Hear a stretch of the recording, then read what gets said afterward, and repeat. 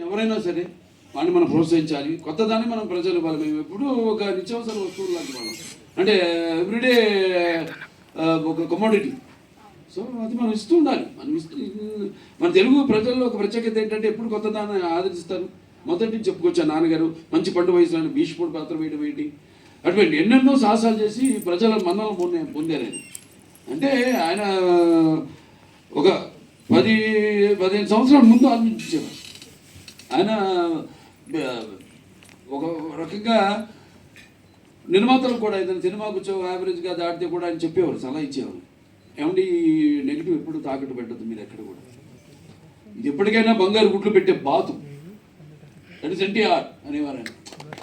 అంటే ఆయనకు ఒక నిర్మాత బాగుండాలి. రేపు అది ఏంటి ఎవరు నిర్మాత వచ్చినా కూడా. సో అలా ఒక మంచి సినిమా చేస్తున్నాం అన్న ఒక సంతోషం. అలాగే నాన్నగారు సినిమాలు చూస్తూ పెరిగాను.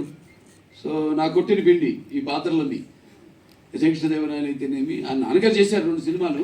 ఒకటేమో నాన్నగారు మన కిరణేశ్వరుడు కలిసి తలాన రామకృష్ణ. సో అవన్నీ ఎప్పుడు అవే చూస్తుంటాను, పాత సినిమాలు వాటిలో ఇచ్చి.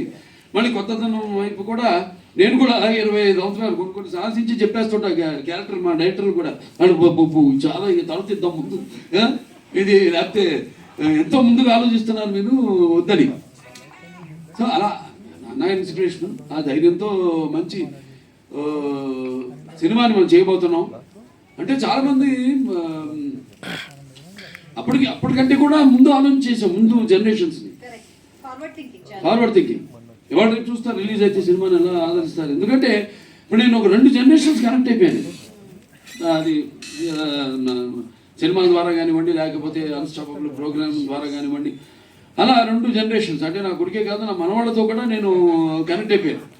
సో వాళ్ళకి కరెక్ట్ యాప్గా పిక్చర్ బాలకృష్ణది ఈ సినిమా. అన్ని సినిమాలు పిల్లలు కూడా చూస్తున్నారు, డైలాగులు చెప్తున్నాను. ఏది మా డాకు మహారాజు కానివ్వండి, లేకపోతే మా నేను కూడా భగవత్ కేసరి కానివ్వండి, లేకపోతే అఖండ కానివ్వండి, లేకపోతే వీరసింహారెడ్డి కానీ. అటువంటిది మరి మెయిన్గా ఒక సింగేశ్వర శ్రీనివాసరావు అంత ముందు చేసిన సినిమాలు, ఆయన చేసిన ఎక్స్పెరిమెంట్స్. సో ఆ ఎక్స్పెరిమెంట్స్ నాకు ముందుగా నాకు ఆయన మీద ఒక నమ్మకం. ఇప్పుడు బాపు గారి డైరెక్షన్ నేను శ్రీరామరాజ్యం చేసినట్టే. ఎందుకంటే బాపు గారు లేకపోతే సినిమాని చేసి ఉండేవాడిని కాదు. అలాగే ఇప్పుడు సింగేశ్వర శ్రీనివాసరావు చేసిన సినిమాలు, రకరకాల సినిమాలు, అవన్నీ నెమరేసుకుని బాగుంటుంది, వెరైటీగా ఉంటుంది, చాలా బాగుంటుంది. మంచి సినిమాని మనం ఇవ్వబోతున్నాం. ఇప్పుడు అంటాను, ఇప్పుడు చాలా మంది పద్మభూషణ్ వస్తే మీకు కొంచెం లేట్గా ఇచ్చారనుకుంటా. అంటే కాదు కరెక్ట్ టైంకి వచ్చింది నాకంటే.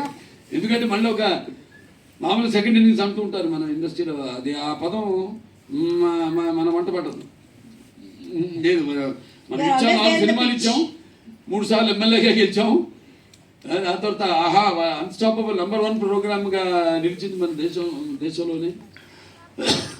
మరి క్యాన్సర్ హాస్పిటల్ ద్వారా క్యాన్సర్ రోగులకు మనం సేవలు అందించడం, ఇవన్నీ కూడా చూసుకుంటే అప్పుడు నేను క్యాన్సర్ హాస్పిటల్ చైర్మన్ కాదు ఇదివరకు ఏదైనా ఇటువంటిది ఇచ్చుంటే.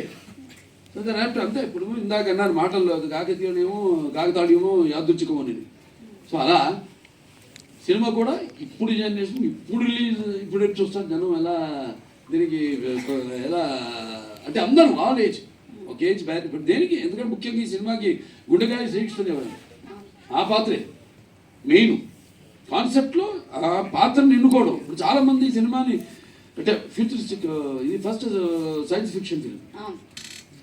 అట్లా చాలామంది ట్రై చేశారు. హిందీలో ఒక పిక్చర్ మొత్తం కూడా చేశారు సినిమా, ఇటువంటి సినిమా. దాన్ని షల్ చేసేసారు, తీయలేదు. అలా తర్వాత వచ్చిన సినిమాలు ఏమి కూడా ఇది మన సినిమా సక్సెస్ అయినట్టు ఏది సక్సెస్ కాదు సినిమా.